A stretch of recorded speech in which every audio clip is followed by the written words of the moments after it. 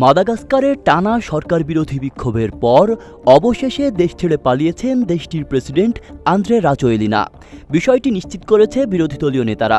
রয়টার্সের খবরে বলা হয়, সেনাবাহিনীর কিছু ইউনিট বিদ্রোহীদের সঙ্গে যোগ দেওয়ার পর রোববার দেশ ছেড়ে যান রাজোয়েলিনা।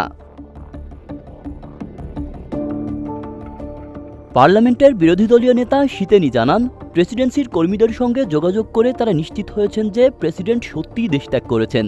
তবে তিনি বর্তমানে কোথায় আছেন সে তথ্য এখনও জানা যায়নি। অবশ্য এর আগেই প্রেসিডেন্টের কার্যালয় জানিয়েছিল সোমবার স্থানীয় সময় সন্ধ্যা 7টায় রাজোয়েলিনা জাতির উদ্দেশ্যে ভাষণ দেবেন। তবে তার আগেই দেশত্যাগের খবর সামনে আসে। প্রেসিডেন্টের দপ্তর এখনও এ বিষয়ে কোনো মন্তব্য করেনি। এদিকে সামরিক একটি সূত্র জানায়, রাজোয়েলিনা রোববার একটি ফরাসি সামরিক বিমানে চড়ে দেশ ত্যাগ করেন।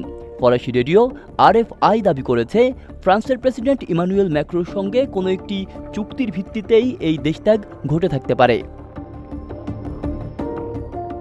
আব্দুল্লাহ রাফসান জনি, ঢাকা প্রকাশ।